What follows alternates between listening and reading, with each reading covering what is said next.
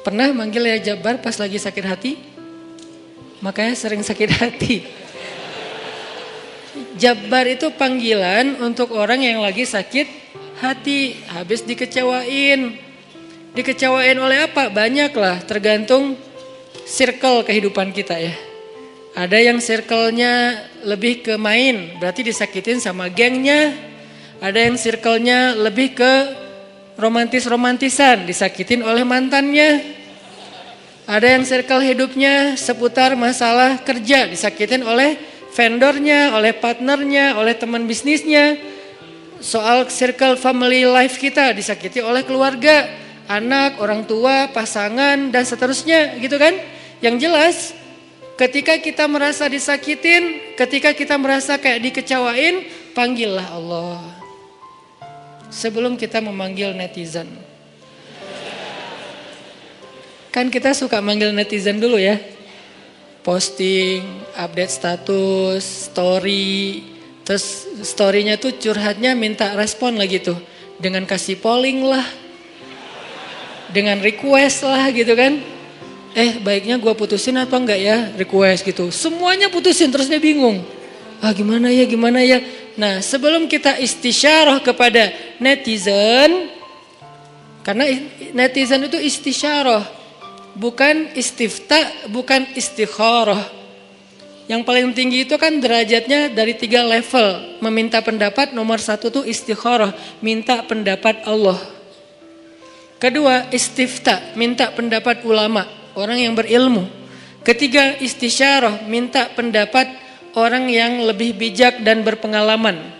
Termasuk kepada teman kita atau followers kita atau geng kita, itu istisyarah. Sebelum kita istisyarah netizen, ya ayyuhal netizen, sebelum kita pakai kalimat itu, atau ya ustaz, bahkan sebelum ustaz, ya kiai, ya syekh, maka ya Allah.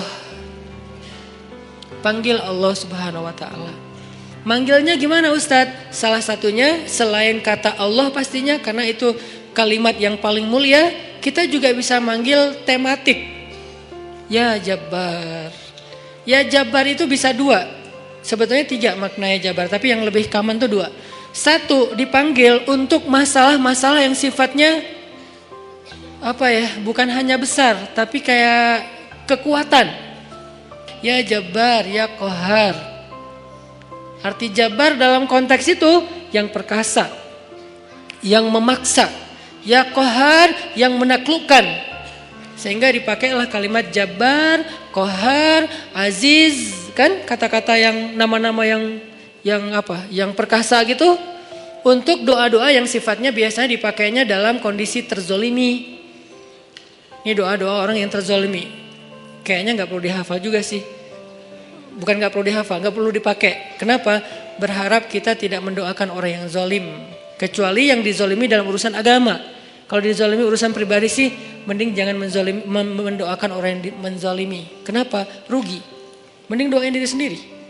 Ketika kita punya kesempatan doa kita diijabah, jangan kasih doa itu untuk orang lain. Rugi. Walaupun bentuknya mendoakan atas keburukan, tetap rugi.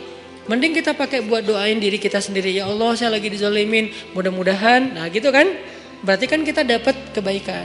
Ya Jabbar, itu panggilan orang yang sedang sakit hati. Jadi 1 artinya untuk orang yang lagi dizolimi. 1 lagi untuk orang yang lagi hatinya kayak sedih, kayak disakitin. Gak sebesar zolim sih, cuman ya lumayan lah, bikin gak bisa tidur, bikin tumbuh jerawat gara-gara itu gitu kan ya.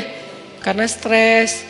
Jadi intinya adalah panggil Allah kalau kita lagi sakit hati dan dikecewain. Ya Allah, ya Jabbar. Salah satu doa minta disembuhkan kecewa dan sakit hati di dalam sholat adalah Rabbighfirli warhamni wajburni. Kalimat wajburni. Selama ini kita baca enggak? Kan? Tahu artinya? Hampir. Apa arti wajburni? Bukan paksa aku dong Allah, enggak. Padahal arti Jabbar juga yang memaksa kepada kehendaknya. Tapi kalimat wajburni, makna Jabbar di sini makna yang ketiga di antara 3 makna Jabbar, yaitu yang mengobati sakit hati. Jadi ketika kita berdoa, Rabbighfirli, warhamni, wajburni, warfa'ni, warzuqni, wahdini, wa'afini. Banyak banget ya. Luar biasa kita ya.